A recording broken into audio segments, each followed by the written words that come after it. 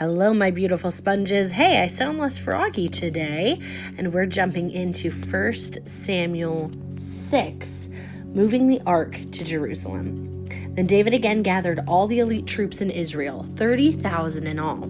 He led them to Bala of Judah to bring back the ark of God, which bears the name of the Lord of Heaven's armies, who is enthroned between the cherubim. They placed the ark on a new cart and brought it from Abinadab's house, which was on the hill. Uzzah and Ahio, Abinadab's sons, were guiding the cart that carried the ark of God.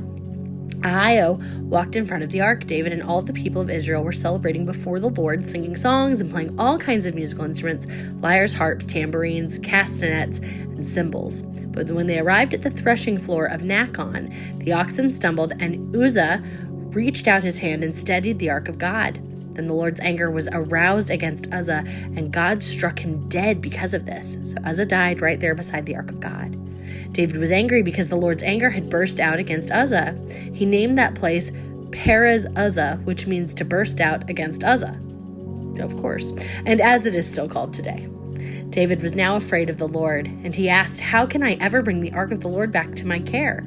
So David decided not to move the ark of the Lord into the city of David. Instead, he took it to the house of Obed-Edom of Gath. The ark of the Lord remained there in Obed-Edom's house for 3 months, and the Lord blessed Obed-Edom and his entire household.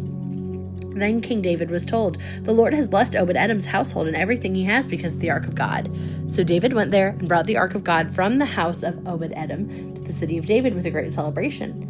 After the men who were carrying the ark of the Lord had gone 6 steps, David sacrificed a bull and a fattened calf. And David danced before the Lord with all his might, wearing a priestly garment. So David and all of the people of Israel brought up the ark of the Lord with shouts of joy and the blowing of ram's horns. But as the ark of the Lord entered the city of David, Michal, the daughter of Saul, looked down from her window. When she saw King David leaping and dancing before the Lord, she was filled with contempt for him. They brought the ark of the Lord and set it in the place inside the special tent David had prepared for it. And David sacrificed burnt offerings and peace offerings to his Lord. When he had finished his sacrifices, David blessed the people in the name of the Lord of Heaven's armies. Then he gave to every Israelite man and woman in the crowd a loaf of bread, a cake of dates, and a cake of raisins. Then all of the people returned to their homes.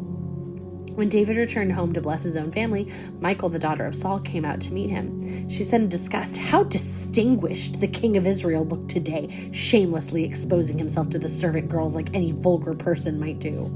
David retorted to Michal, "I was dancing before the Lord who chose me above your father and all his family. He appointed me as the leader of Israel, the people of the Lord, so I celebrate before the Lord.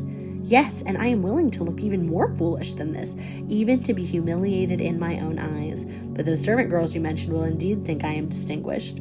So Michal, the daughter of Saul, remained childless throughout her entire life. Jeez. Anyway, so tomorrow we jump into the Lord's covenant promise to David. Have a wonderful whatever the time of the day you're having, and an absolutely lovely weekend. Get some rest. You deserve it.